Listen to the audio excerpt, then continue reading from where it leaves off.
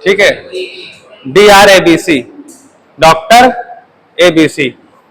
DRABC मतलब यही हो ना, डॉक्टर ABC। तो D से डेंजर चेक करना, R से रिस्पॉन्स चेक करना है। ठीक, ABC एयरवे ब्रीदिंग सर्कुलेशन। ठीक, इसका मतलब ये हो गया। तो डेंजर चेक कर लेना है, मतलब जहां पर कैजुअलिटी हुई या किसी तरह का दुर्घटना हुई है, एक्सीडेंट हुआ, वहां पर अपनी सेफ्टी भी जरूरी है, किसी की जान बचाने जा रहे हैं उसकी भी सेफ्टी जरूरी है, और आसपास के लोगों को किसी तरह की कोई प्रॉब्लम ना हो। ठीक, ये भी देख लेना। आर से क्या होगा, रिस्पॉन्स। तो हमें रिस्पॉन्स भी देखना है कि इस विक्टिम कॉन्शियस और अनकॉन्शियस, होश में है कि नहीं होश में, उसी के अकॉर्डिंग हम लोग रिस्पॉन्स करेंगे। जैसा पेशेंट रिस्पॉन्स कर रहे, विक्टिम जैसा रिस्पॉन्स कर रहा है उसी तरह से हम उसे रिस्पॉन्स करेंगे। अगर वो अनकॉन्शियस है तो उसको हम जबरदस्ती खड़ा थोड़ी ना करने लगेंगे। ठीक है राज, पेशेंट को हमें देखना है कि कॉन्शियस है कि नहीं अनकॉन्शियस है। ये जरूरी क्यों है? क्योंकि पेशेंट अनकॉन्शियस है, उसको पानी पिलाए दे रहे हैं। पेशेंट अनकॉन्शियस है तो पानी नहीं पिलाना है। ठीक, कोई खिलाना पिलाना नहीं है, और उसको जबरदस्ती खड़ा नहीं करना है कि उसको कंधा लगा के खड़ा करने की कोशिश कर रहे हैं। ठीक है, ठीक वही बात है। Check airway, is airway clear of objects, is airway open. इसका मतलब क्या हुआ? इसका मतलब क्या हुआ? अरे अब वो ऐसे पड़ा हुआ है, इस पोजीशन में पड़ा हुआ है पेशेंट, तो उसको सांस ले पाएगा? भाई जिससे का एक्सीडेंट हुआ है वो किसी भी पोजीशन में पड़ा हुआ है, मान लो औंधे मुंह पड़ा हुआ है। ठीक, तो हमें उसको एयरवे क्लियर और उसके आसपास कुछ कोई भी चीज है, ठीक है, वो हटा देनी है, सांस ले पाए, और उसको सीधा लेटाना है क्योंकि सांस ले पाए, और नेक को स्टैंड कर देना है। ठीक, इस एयरवे ओपन, एयरवे ओपन का मतलब मुंह और नाक, एयरवे ये ओपन है कि नहीं सांस लेने के लिए। Check for breathing, is chest rising and falling. ठीक है, देख रहे हैं आप लोग, ब्रीदिंग में कैसे चेक करना है? Is chest rising and falling. हाँ, कौन उठ रहा है? बैठ रहा है विक्टिम, चेस्ट उठ रहा है बैठ। अच्छा ये बताओ, बकेट हैंडल मूवमेंट आप लोग ने पढ़ा था ना एनाटॉमी में? बकेट हैंडल मूवमेंट एनाटॉमी में किसी ने पढ़ा था? Bucket handle movement. रिस्पायरेशन पढ़ा था, लंग्स पढ़ा था, रेस्पिरेटरी सिस्टम पढ़ा था ना, तो उसमें बकेट हैंडल मूवमेंट नहीं पढ़ा था। बकेट हैंडल मूवमेंट होता है, हमारी जो रिब्स लगी होती हैं सामने कहां से जुड़ी होती हैं? स्टर्नम से। पीछे कहां जुड़ी होती हैं? अरे वर्टिब्रा से। ठीक है, बीच में कुछ है मीडियम, यहां से पीछे तक के बीच में कोई मीडियम है, हवा में है ना, जब हम लोग रिस्पायरेशन लेते हैं यहाँ पे आपको पता है क्या बोन पूरी तरह से कंप्लीटली फ्यूज होती है कि कार्टिलेज से अटैच होती है? हमारी जैसे स्टर्नम है, स्टर्नम बोन रिब्स से अटैच होती है, कॉसल कार्टिलेज बोलते हैं, उस कार्टिलेज के थ्रू अटैच होती हैं। क्यों अटैच होती हैं? अगर ये पूरी तरह से फ्यूज हो जाए बोन से तो हमारे ये जो चेस्ट का राइजिंग और फॉलिंग हो रहा है ये नहीं हो पाएगा क्योंकि फ्यूज है। अब बकेट हैंडल मूवमेंट उसे बोलते हैं। हम जब सांस लेते हैं तो हमारा सीना उठता है और फॉल करता है, राइज फॉल क्यों होता है? बकेट हैंडल मूवमेंट की वजह से। हमारी रिब्स हैं ये फूलती हैं, ये ऐसे ऐसे। बाल्टी का हैंडल देखा है आपने कैसे होता है? नहीं, उसे मेडिकल अगर आप उसमें पढ़ोगे एनाटॉमी की बुक में, एनाटॉमी की बुक आप लोग ने पढ़ी नहीं होगी, एनाटॉमी की बुक में बकेट हैंडल मूवमेंट है, उसमें बना हुआ हैंडल। ठीक है, तो ये रिब्स जो है कार्टिलेज की मदद से जुड़ी रहती हैं, स्टर्नम से आगे एंटीरियर और पोस्टीरियर कहां जुड़ी होती है? वर्टिब्रा से। दोनों जगह कार्टिलेज होता है। ठीक, एक बोन दूसरे बोन से डायरेक्ट नहीं जुड़ती हैं, स्कल की छोड़ के। स्कल की बोन तो फ्यूज्ड होती है आपस में ना, फ्रंटल और ऑक्सीपिटल और फ्रंटल पैराइटल बोन जो है आपस में फ्यूज होती है, इसमें कोई मूवमेंट होता है क्या? नहीं मूवमेंट होता है। लेकिन जब बच्चा छोटा रहता है तब मूवमेंट होता है। जब बच्चा छोटा रहता है न्यू बॉर्न से लेके 1 साल तक बच्चे की जो है ये जो क्रेनियम बोन है आपस में फ्यूज नहीं होती हैं। पता है आप लोग को क्यों नहीं होती फ्यूज? पढ़ा रहे फर्स्ट एड, मुझे पता फर्स्ट एड ज्यादातर सबको यहाँ पता है, लेकिन टॉपिक है वो मैं कवर कर रहा हूँ, साथ में और चीजें बताता चल रहा हूँ जो उससे एसोसिएटेड है। ठीक है, मुझे ये पता है कि फर्स्ट एड सबको पता है, लेकिन ये मेरा लेक्चर है। ठीक, ये बताओ आप लोग, बच्चे को, छोटे बच्चे को देखा है? पास से देखा है? छोटे बच्चे को गोद में लेके देखा है? यहाँ पर उसकी हड्डी जुड़ी होती है कि पिलपिला सा होता है ना यहाँ पर?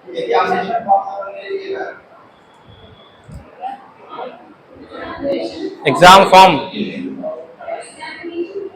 हाँ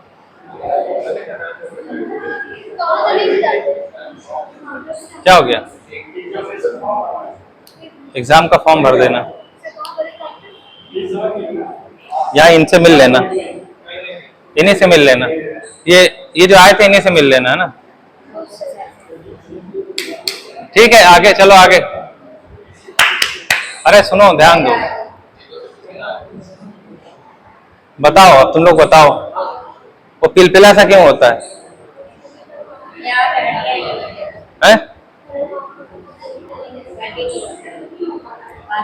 पिलपिला क्यों होता है? वहां हड्डी नहीं होती?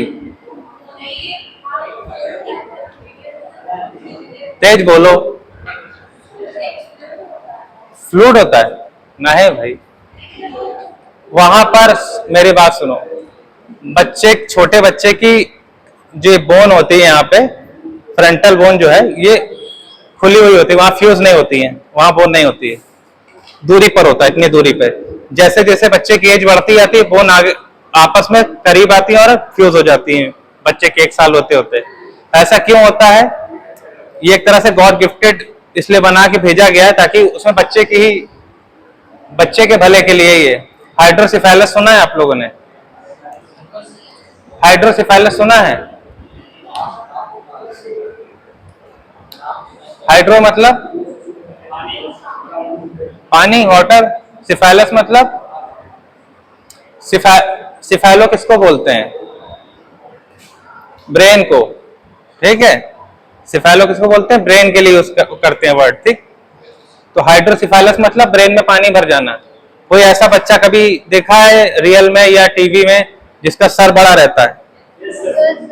ठीक है, हाइड्रोसिफेलस देखा है ना? तो वो एक डिजीज होती है, ब्रेन में किसी तरह की इंजरी हुई, ब्रेन में बच्चा गिर गया या ब्रेन में कोई इन्फेक्शन हो गया, तो उससे क्या होगा? इन्फ्लामेशन वहां पर होगा, डेवलप इन्फ्लामेशन होगा, वहां एक्सेस फ्लूइड बनेगा। एक्सेस फ्लूइड बनेगा, वो कहां जाएगा? वो तो रहेगा हेड में ही ना। तो अगर वो अंदर का इंट्राक्रेनियल प्रेशर बढ़ जाएगा, छोटा बच्चा है, बात समझो मेरी, ध्यान दो आप लोग, समझ में आ रही है? अगर छोटा बच्चा है, उसके सर में चोट लगी या इंजरी हुई है, तो उसके इंट्राक्रेनियल प्रेशर बढ़ेगा कि नहीं बढ़ेगा? बढ़ेगा। क्यों बढ़ेगा? क्योंकि वहां फ्लूइड एक्सेस हो रहा है और फ्लूइड तो निकल नहीं पा रहा है।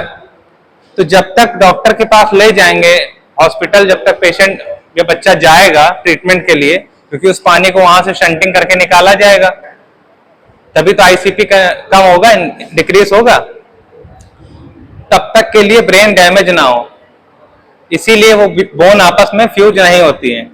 अगर बोन फ्यूज होंगी बचपन से ही बच्चे की, तो अंदर का आईसीपी जब बढ़ेगा, आईसीपी बढ़ेगा तो ब्रेन का जो कॉर्टेक्स है वो डैमेज होगा। कैसे, क्यों डैमेज होगा? क्रेनियम बोन से हमारे टकराएगा तो रप्चर होगा ना। उससे बचने के लिए ये फ्यूज नहीं होती हैं, पिलपिला सा रहता है यहाँ पे।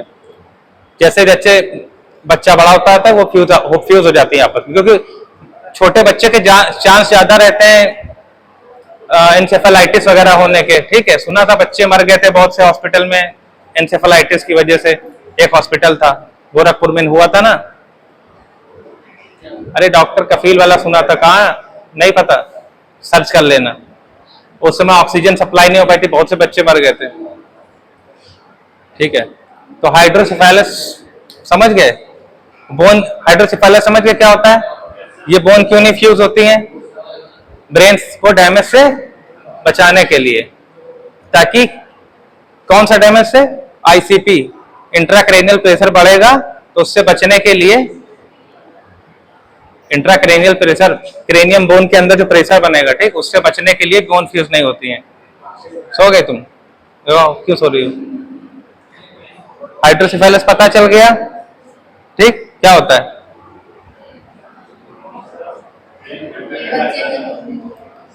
ब्रेन में पानी भर जाना, हाइड्रोसेफेलस, ठीक है। आईसीपी पता सुना तुमने? ICP, intracranial pressure. कहाँ होता है इंट्राक्रेनियल प्रेशर? पेट में होता है? कहाँ होता है?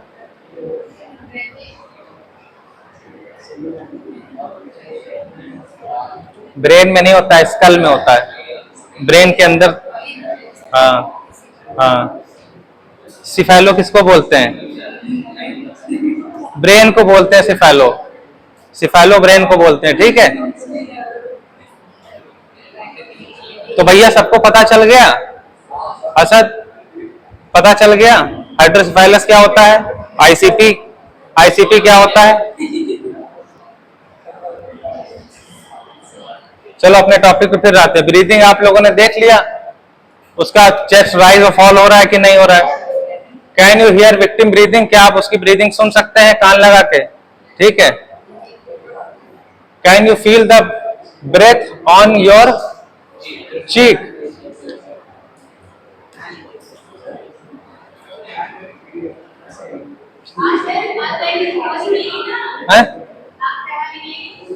हाँ हाँ, उसको चेक करेंगे, हाथ लगा के चेक कर लेंगे, चीक से क्या लेना देना। ठीक है, check for circulation. Can you feel the pulse? Pulse check कर लेना। कौन कौन सी पल्स चेक करोगे? और कौन कौन सी पल्स कौन सी चेक करी जाती है? पेशेंट। और कौन सी पल्स चेक करी जाती है? पेशेंट अलाइव है कि नहीं? हाँ, कैरोटिड, कैरोटिड, कैरोटिड आर्टरीज। अरे नाम क्या है उसका? क्या नाम है इसका? कैरोटिड, काफी कैरोटिड, कैरोटिड आर्टरी वो ब्रेन को सप्लाई करती है, ठीक है। राइट और लेफ्ट दोनों तरफ होती है, ठीक। कैरोटिड आर्टरी ब्रेन को सप्लाई करती है। Check the for circulation, pulse उसकी फील करनी है यहां से भी और यहां से भी, दोनों तरफ से। कभी कभी ऐसा होता है कि ये वाली पल्स नहीं मिल पाती है, नहीं मिल पाती है, ठीक है। ये वाली पल्स कभी कभी नहीं फील हो पाती है, क्योंकि वैसे ही वीक पल्स होती है ये। मान लो पेशेंट हाइपोटेंशन है, पेशेंट का क्या है? हाइपोटेंशन। हाइपोटेंशन समझ गए ना? बीपी उसका गिर गया है, लो हो गया है, तो पल्स बहुत वीक होगी, आपको पता ही नहीं चल पाएगा।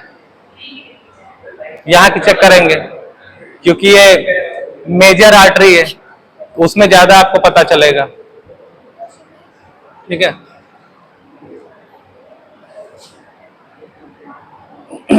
Can you feel the pulse and can you see any obvious sign of life? इसका मतलब क्या हो गया? उसके जिंदा रहने के कोई आपको साइन दिख रहे हैं कि नहीं दिख रहे हैं?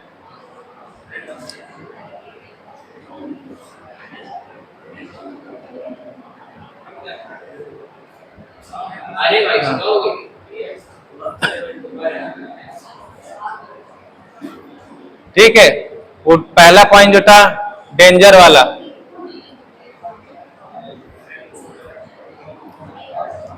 आर यू और the casualty in danger? If not and it is safe, approach the casualty. अस्पताल ले जाना है, ठीक है। अगर दोनों लोग, अगर वो सेफ नहीं है तो तुरंत अस्पताल ले जाते, कैजुअलिटी में ले जाना है, ठीक है। अस्पताल में बना होता है ना casualty department, casualty, casualty department होता है ना हॉस्पिटल में, अरे जानते हो कि नहीं जानते हो? गए नहीं अस्पताल कभी?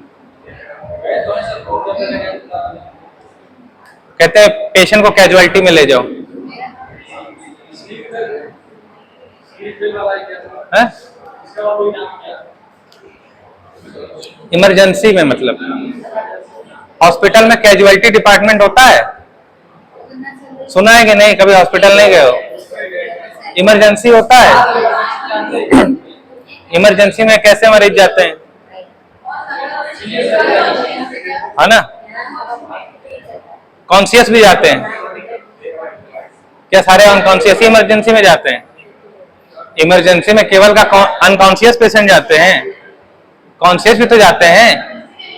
सीवियर पेन हो रहा है किसी को तो इमरजेंसी में नहीं जाएगा। ऐसी कंडीशन में कैजुअलिटी डिपार्टमेंट में भेजते हैं, ठीक है, पेशेंट को, विक्टिम को, ठीक है। तो उसको कैजुअलिटी डिपार्टमेंट में ले जाना है, ठीक है। रिस्पांस देख लेना उसको, क्या गलत हो रहा है, बचा रहा है जान उसकी, तो ठीक है। अरे उसकी जान बचा रहा है, वो पल्स चेक कर रहा है ना, कैरोटिड पल्स चेक कर रहा है। Does the casualty respond to a command? क्या मेरी बात कमांड, हमारा कमांड सुन पा रहा है? उसको आवाज लगाएंगे, सुन पा रहा है हमारा कमांड, सुन पा रहा है कि नहीं? हाँ ना बोल रहा है, नाम बता, अपना नाम बता पा रहा है कि नहीं बता पा रहा है? अगर होश में है, कॉन्शियस है पेशेंट, अगर पहले चेक करना है कि कॉन्शियस है कि अनकॉन्शियस है, उसके बाद हमें लग रहा है कि कॉन्शियस है, तो उससे क्या पूछेंगे? कॉमन सी बातें हैं सब चीजें, हैं? क्या तेज बोलो, आर यू ओके तो बोलेंगे। उसके अलावा हो सकता है कि उसकी हेड इंजरी हो गई हो, और ओके बोल दिया तो क्या मतलब ठीक हो गया? पेशेंट कह रहा कभी कभी होता है, अच्छा ठीक है, तो कभी कभी वो बोल दिया ओके, लेकिन उसके बाद और भी तो पूछेंगे, अपना नाम बताओ, कहाँ रहते हो, मेमोरी है कि मेमोरी चली गई उसकी, ये भी तो देखेंगे। हो सकता है हेड इंजरी हुई हो, उसकी याददाश्त ही चली गई, मेमोरी चली गई हो, हाँ, तो कुछ तो बोलेगा, तो ले जाएंगे ना उसे कैजुअलिटी में, ठीक है। उसको शेक करेंगे, पेशेंट को शेक करेंगे, उठने को बोलेंगे। अगर पेशेंट उठ के खड़ा नहीं हो पा रहा है तो उसको जबरदस्ती खड़ा करेंगे, हाँ कि नहीं? है? अगर वो अपने आप से नहीं खड़े होने की स्थिति में है तो उसे खड़ा नहीं करना है, ठीक है। नहीं, वो कैरोटिड पल्स चेक कर रहा है। हाँ ये तो है, ठीक है। एक मेरे सामने ही हुआ था, है? सर टाइम भी होने वाला है। अरे ये चेक कर लो, पढ़ो ना, एयरवे। अच्छा लग रहा है ना? If the casualty does not respond open there airway, इसका मतलब वो रिस्पॉन्स नहीं कर रहा है और अपना मुंह और नाक नहीं खोल रहा सांस लेने के लिए, नहीं कर रहा है, ठीक है। Put one hand on their forehead, two finger and their jaw and tilt their head back whiles lifting their chin. अगर पेशेंट सांस खुद से नहीं ले पा रहा है, अरे सुन लो यार, पेशेंट सांस नहीं ले पा रहा है, आइए बताते हैं। अगर पेशेंट सांस नहीं ले पा रहा है तो उसको हेड को टिल्ट करेंगे, ठीक है, बैकवर्ड टिल्ट करेंगे, फोरहेड पे फिंगर रख के, ठीक है, वही कर रहा है ताकि रिस्पायरेशन है।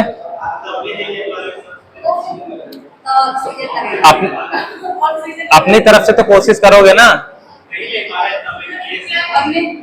नहीं ले पा रहा तो वो तो करना पड़ेगा ना, आपको फर्स्ट एड तो देना है, उसके बाद पेशेंट सरवाइव करे चाहे ना सरवाइव करे, आपको तो अपनी कोशिश करनी है ना। डॉक्टर सीपीआर देता है, सीपीआर देता है ना, उसके बाद का पेशेंट जरूरी कि सीपीआर देने के बाद बच ही जाता है। अभी दे देना। क्या हुआ ये? क्या?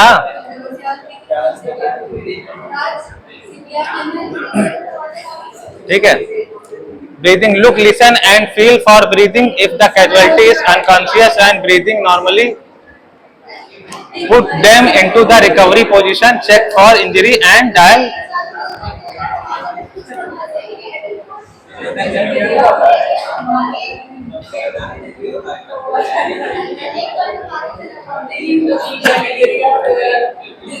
टाइम हो गया, ऑफ कर दो, ऑफ कर दो।